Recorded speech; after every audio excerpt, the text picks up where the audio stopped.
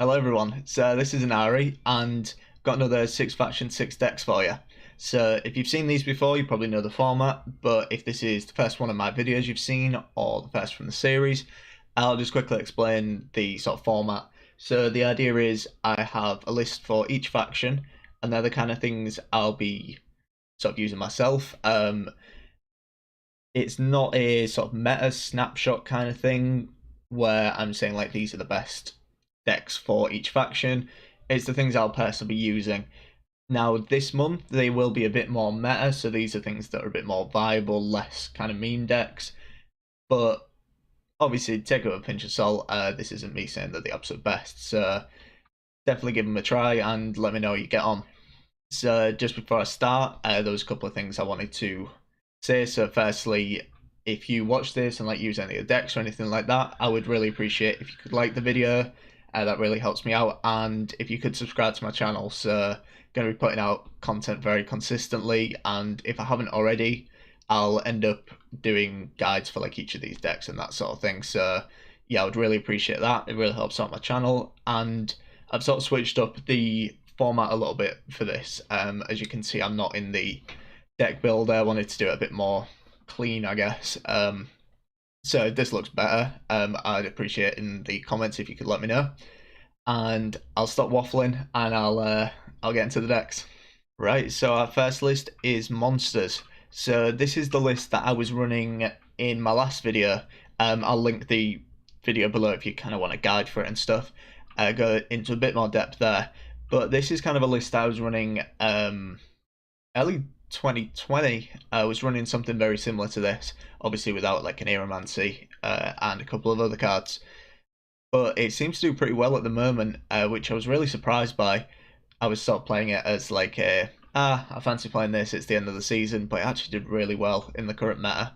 So the general sort of game plan is you're doing typical monsters things in round one, you know, using your Thrive engines, using things like Wild Riders to thin your deck, playing things like again, Goliath, Adder Striga, all that kind of stuff to try and secure your round one.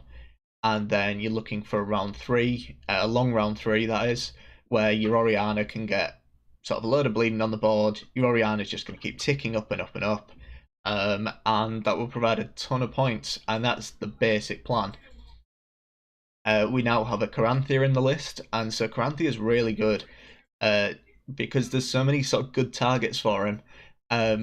So you can copy the beast, so you can do the infinite beast combo, which if you don't know is you play Caranthea, get a copy of the beast, and then you play the beast from hand next turn to the right of the copied version from Caranthea, and they'll tick infinitely off each other, so they will boost up taller and taller and taller and never stop. You also have the option to make a copy of Cave Troll if you need another defender, for example. If you feel like, so a matchup like Lockdown, for example, a second defender would be really, really nice because then they're going to need sort of 2 poisons or 2 pieces of hard removal just to get at, you know, your things like Oriana or the Beast, for example. And in matchups where your opponent doesn't really have much interactivity, so talking, you know, matchups like Vi or Thrive, for example, you can get double Oriana down. And 2 Orianas will get you a huge amount of points. You don't want to be doing this in matchups where you're expecting, you know, an Erden, for example, because you're probably going to have a bit of a bad time there. But it's the most points you're going to get is duplicating Oriana. Now, obviously, this deck is very susceptible to sort of things like Erden and Igni, and if your defender can be got through, Tor removal is going to get a ton of value because, I mean, in certain matchups, I've had matches where Oriana's got up to like 35. So, yeah, Tor removal can be a bit of a killer, so it will take a few games to figure out if you should be bleeding out those kind of things in round two. But I've sort of found that it did pretty well in most matchups. Managed to do well against Lippy, managed to do well against Lockdown, had a few games against Vi, won all of those because Oriana just outpoints Vi. So I'd definitely give this a try. Seems to do really, really well for me. And especially if you're kind of bored of Vi, sorry, and you want to try a different monsters deck, it's definitely the deck for you. Alright, so this is the list that everyone's probably going to hit. So it's Lockdown. And this, like, full disclosure, this isn't a list that I came up with. This was Saber's list. And it's the typical kind of Lockdown list, using, Masquerade Ball, Aristocrats, hard removal, tons of locks. And with the sort of changes to provisions to things like coup de grace and Oscar Sergeant, it feels really, really strong at the moment. Definitely the best choice for Nilfgaard. There's a lot of options in terms of using sort of things like Enslave or Imposter, but I sort of found the most success using this kind of list. It's definitely going to reduce the amount of GGs you get. I know a lot of people don't like Lockdown, but if you care about your MMR, this is definitely the way to go. I sort of found that there's not many matchups where it's anything worse than even. You get pretty much an auto win against Vi. It's very good in the matchup against Lippy, and because of the sort of dependence on leader abilities at the moment, just the lockdown itself, not even any of the cards you're playing, can really shut down strategies. So things like Precision Strike, for example, Brocklon Sentinels are then just bad cards in there. So yeah, it's definitely a strong choice at the moment. Something you kind of want to be looking out for is you can be kind of restricted when it comes to consistency. So you definitely have to be careful about your mulligans and things like that. You don't want to end up being in a situation where you have to use some of your best cards round one, and you also don't want to be missing some of your key cards round three. So mulligans are a really important thing for this deck. You typically want a good amount of cards in round one, so 5, 6, maybe even 7 sort of playable cards. So there are things like your Imperial Brigades, your Crossbowmen, Master of Disguise, Nausicaa Sergeants, Fangs of the Empire, and maybe a Roderick, maybe a Cupbearer, maybe even a Brathens, and a few cards that you kind of want to find for later on. So your Masquerade Boy, your Joachim, your Ramon, your Invocation, and then going into round 3, you want to be finding those key cards. And most of the time, this deck can kind of stop what your opponent's doing while consistently getting some points out, because Masquerade Ball is kind of ridiculous. It gets you 12 points of bodies, 2 poisons, and that unit's going to boost up just through the poisons. So I don't think I need to explain why Masquerade Ball's good. And Usurper Emperor gets you a ton of points as well. It's 12 points, and agents boost him up as well. So yeah, you're gonna have a good time against decks that operate off engines or take advantage of the leader ability quite a bit. All right, so after that mess of an Ilfgaard deck, we have Northern Realms. So the list for this is trying to benefit off the absolute plethora of new Witcher cards that we have. So using a lot of new stuff, so like Erland, Geralt Quinn, Keldar, Katseren. We're also using like Leo, Selective Mutation, Berengar, Griffin Witcher, Griffin Witcher Adept. So basically, most of the Witchers from the new expansion. And the general idea is you end up with some quite tall units with Erland boosting up and Vesemir boosting up. So most of your units are going to come down boosted already, and that synergy you have with Scytheman and your leader ability means that you can really get some quite tall Scythemen on the board. And as kind of a finisher, if you use Keldar, which is going to spawn your students, your Witcher Adepts are then going to turn them into 4-power units with shields. You can then play King Rogner, and he will be a massive finisher for you. And on top of that, you've got Geralt Erden to stop your opponent getting boosted stuff. So there's a lot of point potential. Now, the downside to this list is it's very, very one-sided. You're sticking to your game plan. You're not really interacting a whole lot with what your opponent's doing, so you can definitely run into some trouble there. But the general idea is getting more points than your opponent. Nothing more complex than that. Now, one of the nice little combos that's there is with Griffin Witcher, the way that that works is it locks itself when you're at Adrenaline 3. However, if you've got Crystal Skull, you can give it Veil, and so when it goes to lock itself, it'll deal the 3 damage, lock itself, but because it's veiled, it can't be locked, and so turn after it'll do the same, and again and again and again. You could run a... I've forgotten the name of the card. Fortune Teller. You could run Fortune Tellers for more consistency on getting that off, but that's more there as a... If it happens, it's great, but it's not something you're relying on. So that's something to keep an eye out for if you're going first. See if you can get Griffin Witcher down. Use your Crystal Skull on it. And you're probably going to have a good time if the round goes on long. And this is a pretty fun list to try because it's that sort of swarm archetype that's really fun to play. If you were looking for something else to play for Northern Realms, just the sort of typical shield wall is a very solid choice at the moment. You're really not going to have too much trouble running the old style, you know, you're running like Varaxes, your double duels, all that kind of stuff. So that's always an option for you. But this is the list I'm probably going to be running.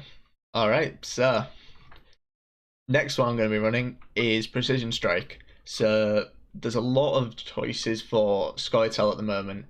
You could sort of run this style list, like the really control heavy variant. I know there's sort of lists floating about that are basically like unitless ones, which I've sort of taken a bit of inspiration from with the Sathernesis and the Pyrotex and all that stuff. You could also go for like a Gesrus engine kind of style. So you really have a lot of options for Precision Strike. But the reason I want to run Shiru is Lippy. Literally just Lippy. Shiru is so good in that matchup because a lot of the stuff that Lippy's putting out, so with Ceres and everything like that, there's sort of 4 power units, and you Isengrim's Council into a Shiru, get it down to 4, it's going to wipe the board and it'll win you the round for sure. And then you've got all the sort of control options like Nature's Rebuke, making a bomb, and then obviously Curse of Corruption, Becca's, Karathi, and a lot of sort of points in things like Sheldon Skaggs if you can get him in hand, and Harold God as a finisher, and Sathernesis as a uninteractable card. Now, there's obvious anti-synergies there with Curse of Corruption, so you really have to be careful with your timing for that. And in all honesty, you could swap out Curse of Corruption if you're finding it's becoming really awkward to play, so you really have to be careful with that one. But I mean, I'm more than happy to play Shiru. It's one of my favourite kind of cards at the moment. One of my only concerns with this really is because you're using your leader to line up Shiru, can sometimes be a bit awkward to use it to get your Broccolon Sentinels out. So you may consider just dropping the Sentinels altogether and just using your leader just for lining up Shiru, which is also an option for you. So I definitely give this list a try. I really enjoy running this on ladder, and you're probably going to have a lot of success with it. Alright, getting to the back end now. So we got Skellige, and don't worry, no Lippy. I won't be running Lippy mainly because I think it's a little weak at the moment, which feels weird to say. I think it's got some bad matchups, and I expect to see it drop off. Instead, I'm going to be running Warriors. So this is sort of very similar to the list that was like super dominant. If you remember when Master Mirror first came out, obviously that's been scaled back since then with nerfs to 1,000,001 cards to try and keep it in check. But we've also added in some of the newer cards to try and take advantage of some of the really strong cards that came out with the expansion. So it's very similar game plan to how it was before. It's a mid-range list where you're trying to use these super high point evaluation cards, so things like your Hjalmar, Harold and Crate, your Raiders, all that kind of stuff to get as much value as you can, generate points while stopping your opponent getting points on the board. The sort of new inclusions are things like Bear Witcher and Hen Kaduk. God, if I've said that right, I'm amazed. To kind of really beef out the strategy. We're not running Anchorite Longships, it's dim and light Longships instead, and the sort of reason for this is the synergy with Hime Protector and the obvious sort of synergies with setting up damage units for sort of things like Champion's Charge, for example. And yeah, nothing too different to what you'll have seen at the sort of height of SK Warriors, but sort of brought up to current standards, I guess. The list seems to do pretty well. I think you're gonna, without Lippy, you're probably gonna struggle to find the best list for SK. You could also try a Pirates kind of package. That's something I may try out, but this is certainly the list I'm going to be using the most on ladder for sure. And to round it out, we have Syndicate. So this is pretty much hidden cash. Not all that different to what you'll have seen for a long time. I haven't really played hidden cash in a while. I was playing Congregation for quite a bit, but it kind of feels quite strong at the moment. I think the sort of mix of control tools as well as quite reliable engines seems to generate you a lot of points, and I've found a fair bit of success on ladder with this. To be fair, I feel like the Karathi and your, how many is it? 4 poisons. Seems to be enough in terms of stopping what your opponent's doing, and obviously Philip is super nice to steal one of your opponent's key cards, and then Passiflora just sets up so many engines for you to really benefit off at the back end of round 3. We also have a Kikimo Warrior, so general idea with this is Flying Redanian's going to come out, your Kikimo Warrior will turn that into a Kikimo Warrior, and then at the end of the turn, if you have enough coins, Flying Redanian's going to come back out, and you can sort of keep that cycle going. And it's 4 provisions. If you can't get that going, they use removal on it. It's 4 provision card, not too bothered.